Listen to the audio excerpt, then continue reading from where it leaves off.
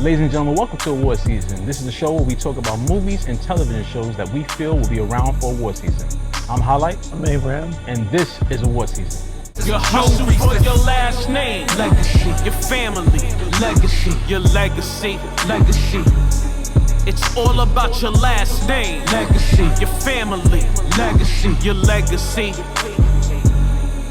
Always remember that. Never forget that. Never forget that. For your ancestors. For the ancestors. Make them proud. Let's make them proud. And don't forget your hustle for your last name. Legacy. Your family. Legacy. Your legacy. Legacy.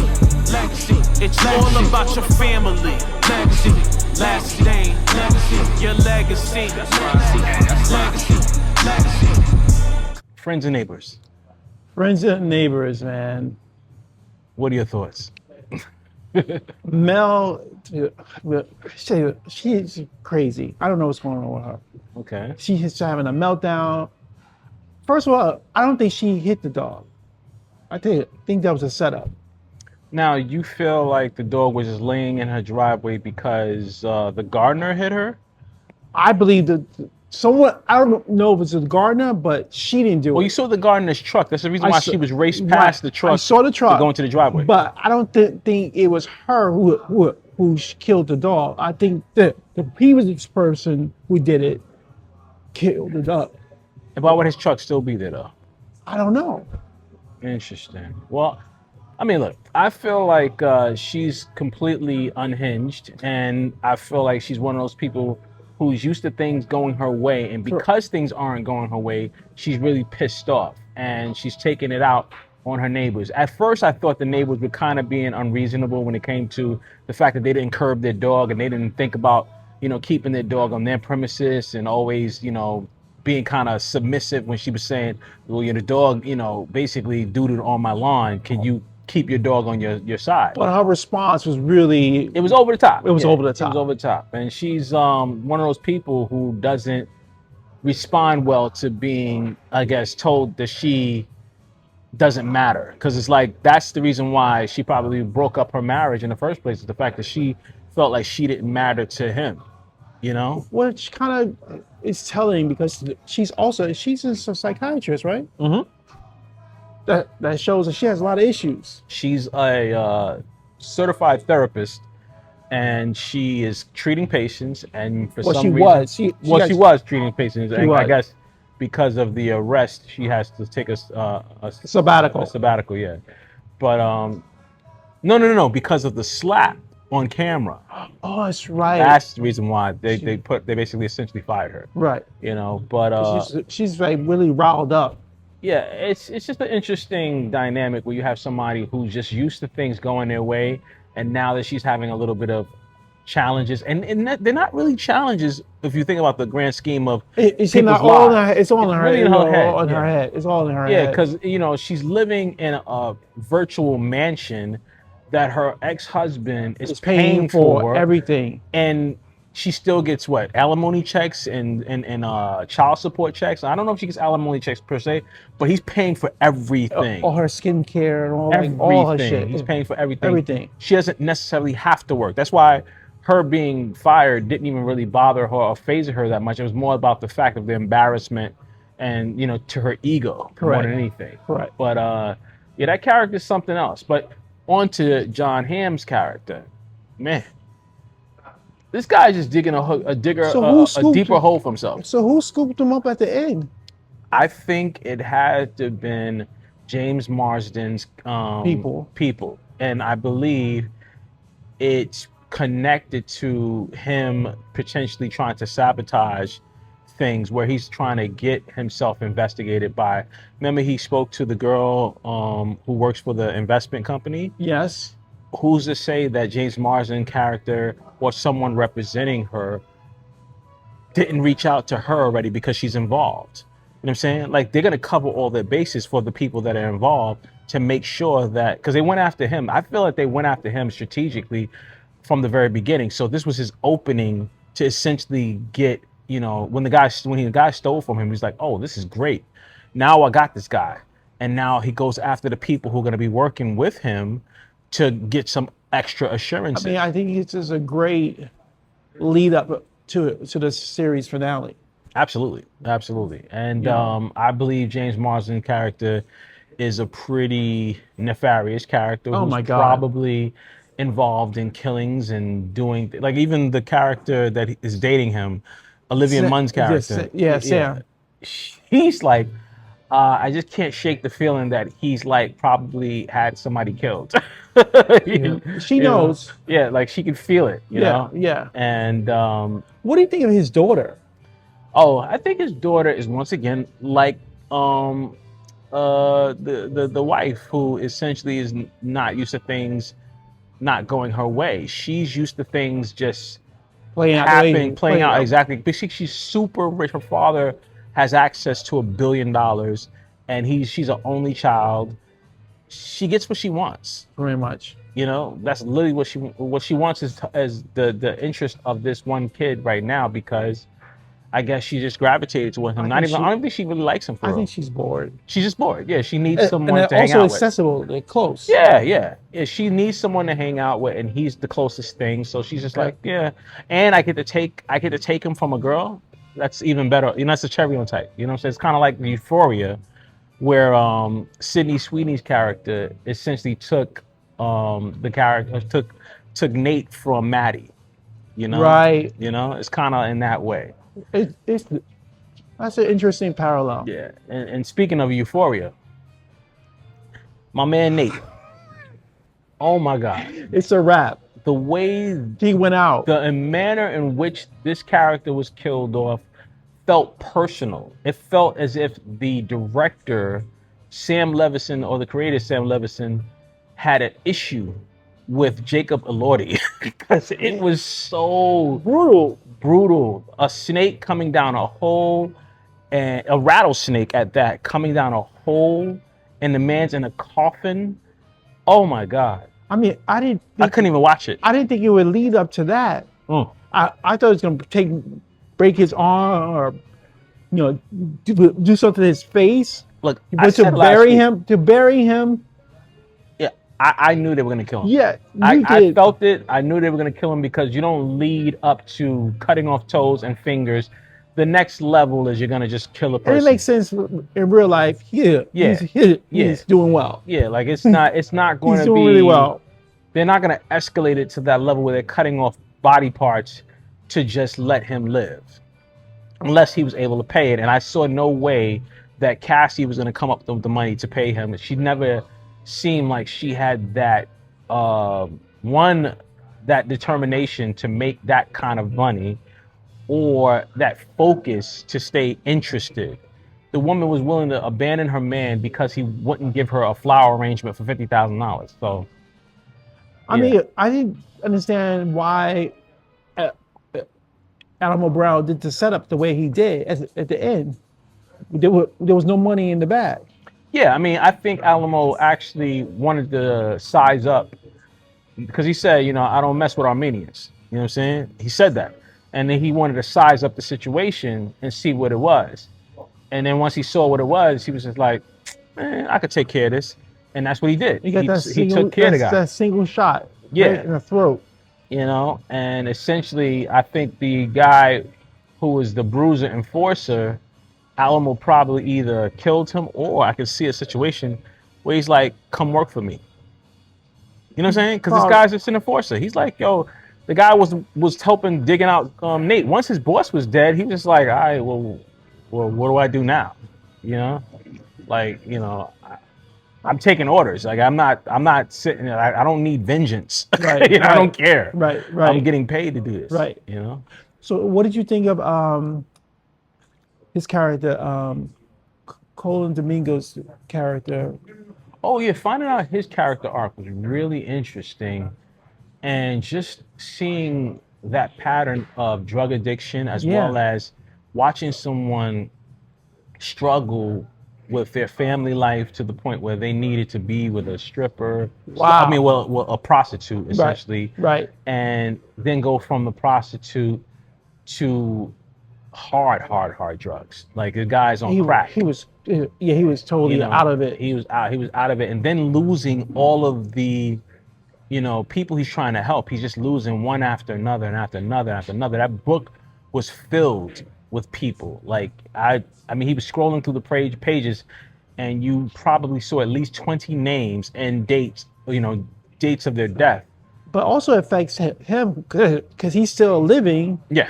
and he's mourning all these souls that who Yeah. died. Yeah. And now Rue is someone he feels protective of and he's invested in, and he doesn't want to lose her either. And she's on her way out. And yeah, I kind of almost feel like that character, might not make it, Now with Faye at the end, Yeah.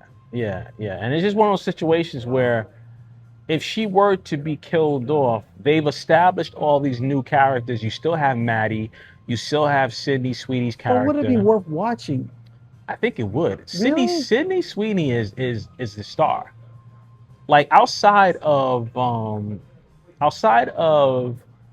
Zendaya on screen, whenever Sydney Sweeney's on screen, I want to watch. She is electric on screen, and I can honestly say there's not enough Maud Apatow, like that's her sister in the show.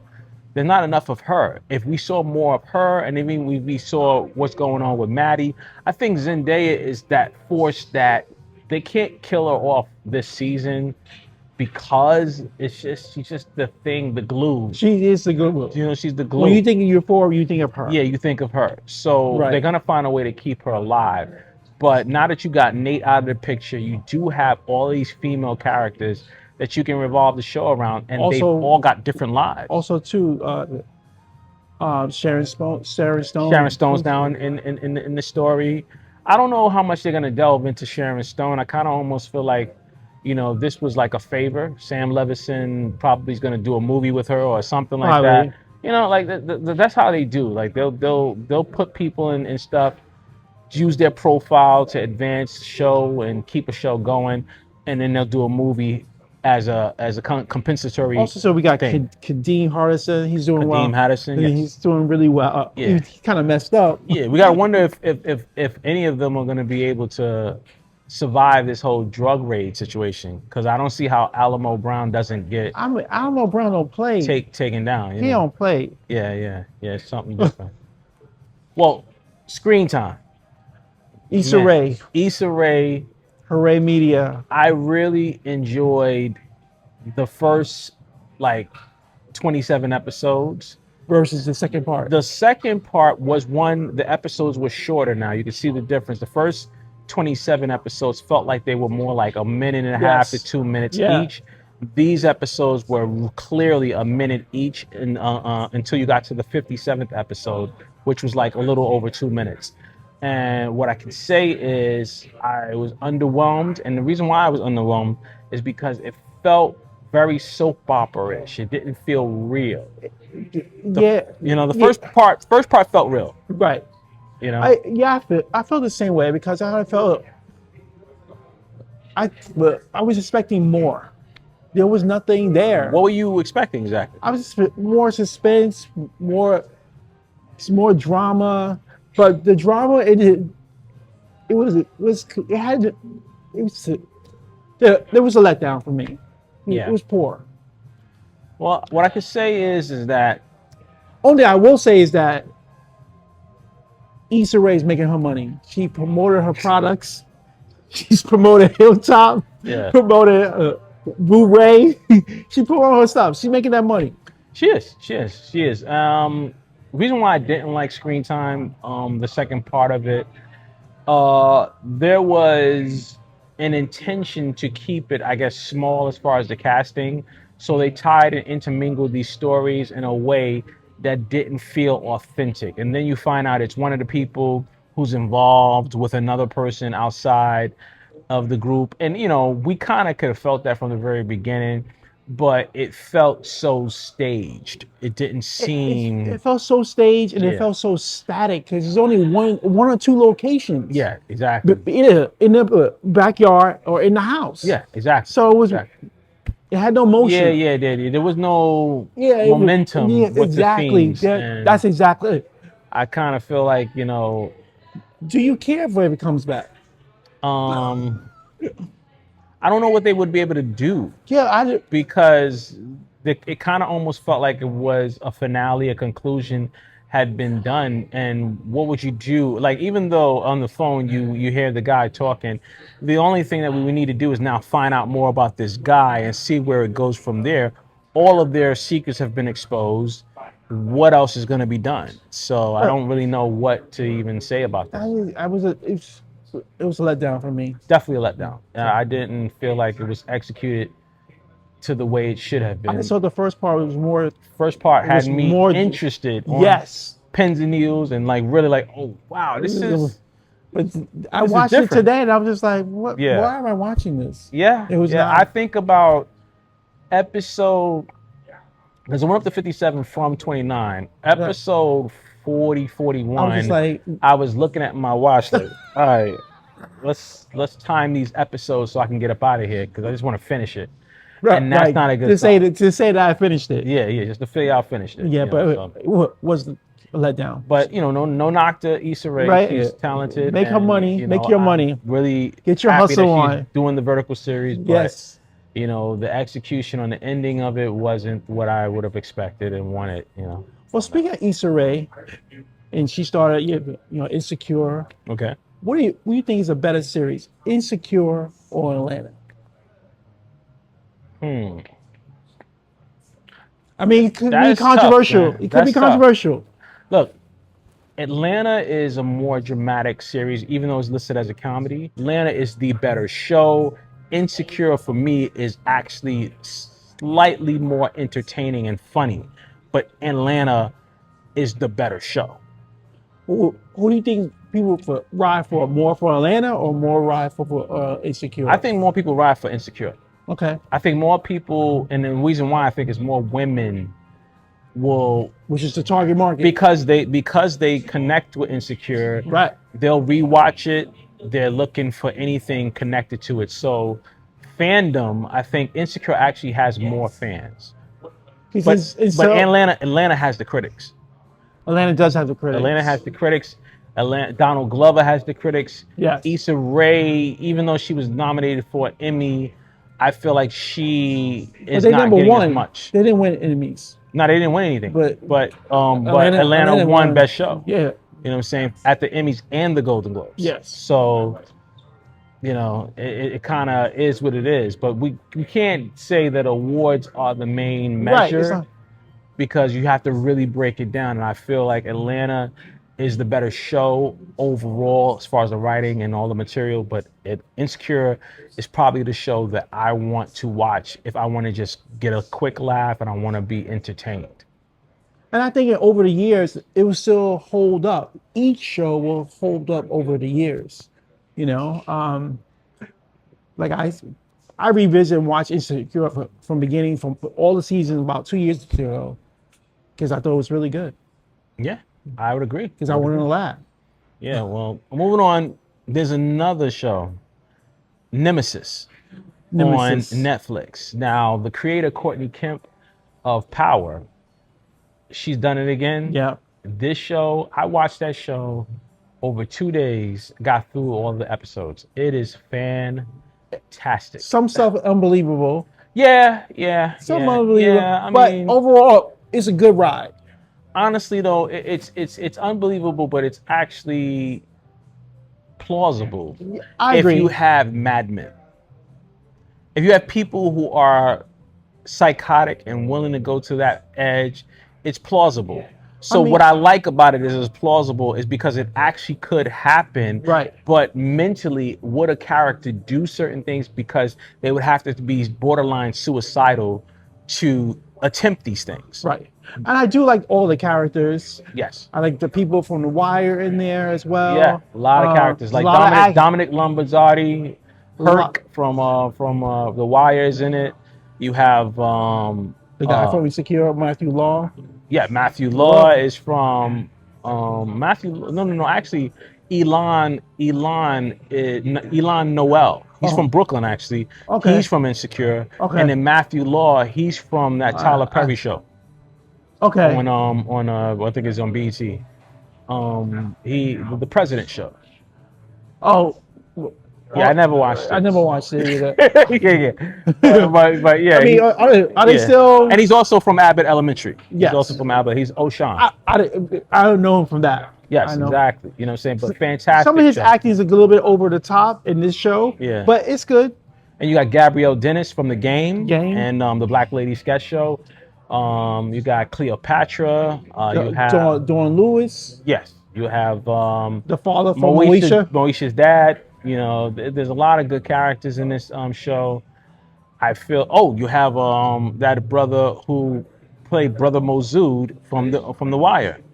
Oh He's the captain. Right. Okay. And it's just a fantastic show. I think people should watch that show. I think the thing about that show is that you have two polar opposites. One is extremely intense. The other one is more calculated and relaxed. And you would think that the intense one normally would be the bad guy, but the intense one is really the good guy in this. He's trying to catch the bad guy. The bad guy is more calculated, relaxed, calm, and composed. So it's really a polar opposite of each other. I mean, I haven't finished the season. I'm on episode 7. Okay. It's 8 episodes.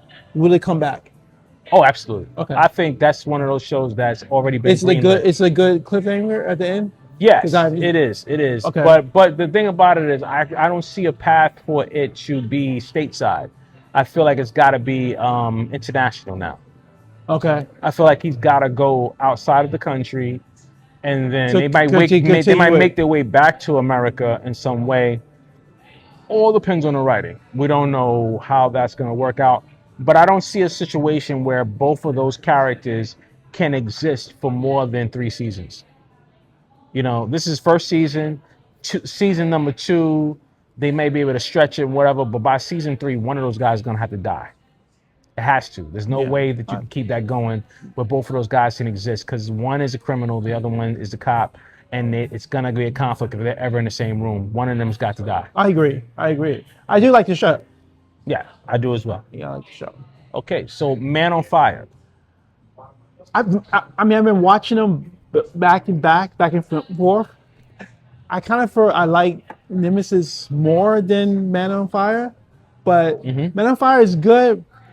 Some of the stuff unbelievable, like you mentioned last week about the plane and the car. And I was like, yeah. Man on Fire. I watched the whole series in literally about 3 days, and I felt like Yahya Abdul-Mateen is a great actor. He's great. I really like him in action. I like his mannerisms. I like his composure. Man on Fire, if I had to give it a rating out of 10, I would probably give it a 7. A 7. And it's purely off of his performance and the setups that they set up. But it being in Brazil and it being a situation where they're in these poor neighborhoods where essentially like it's like all the hood guys kind of police it and kind of keep all the law enforcement and other people out.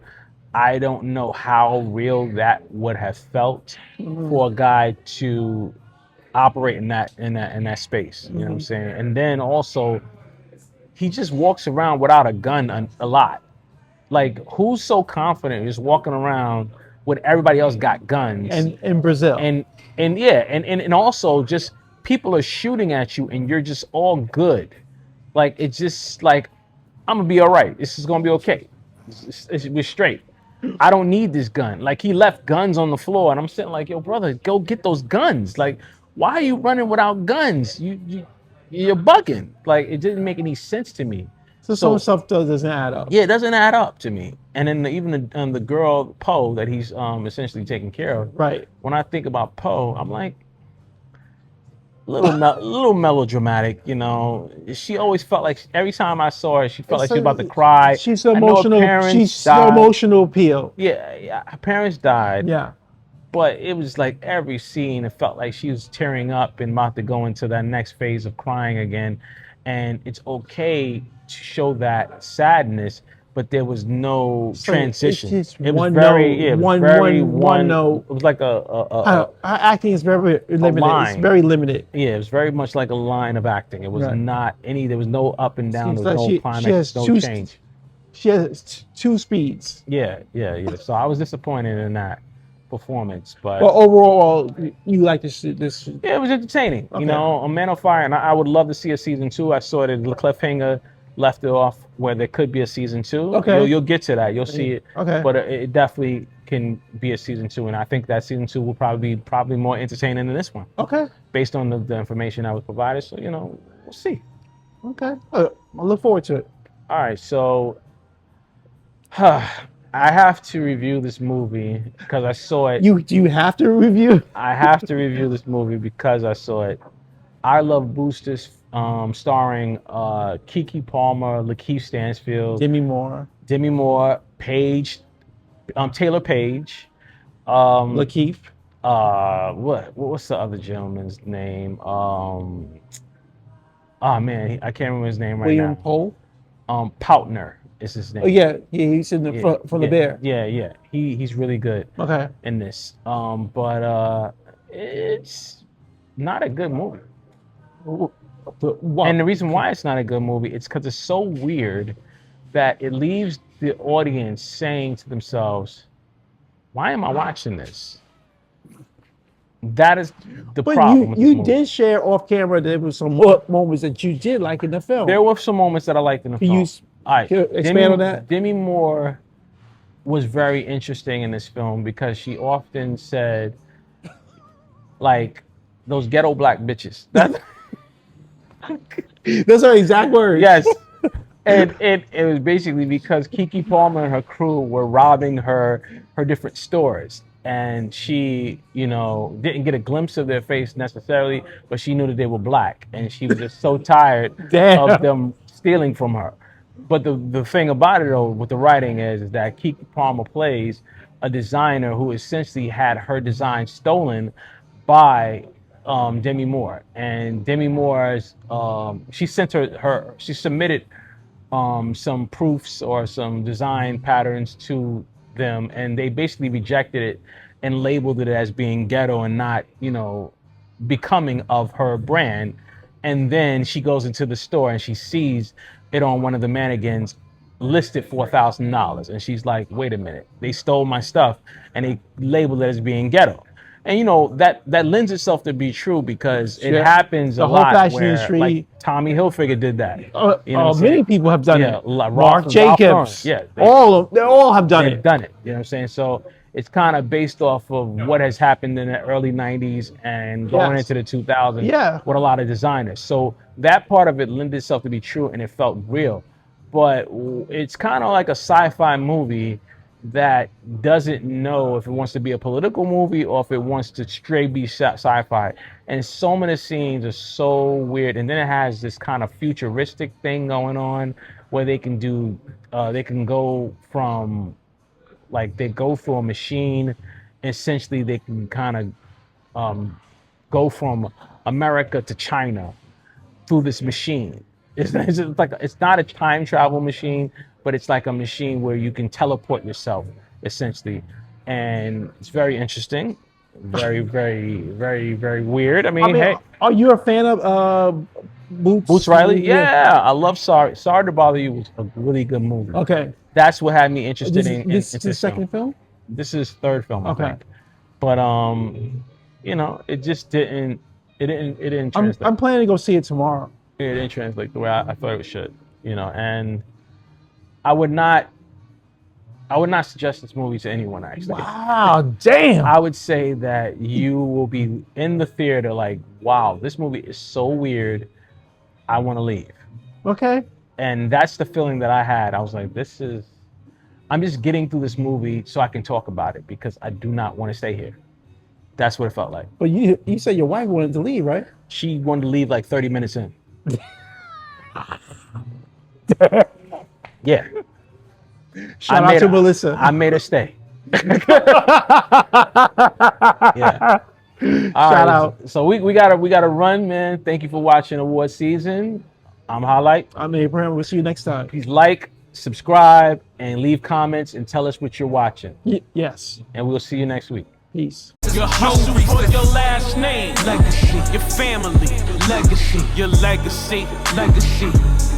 It's all about your last name, legacy. Your family, legacy. Your legacy.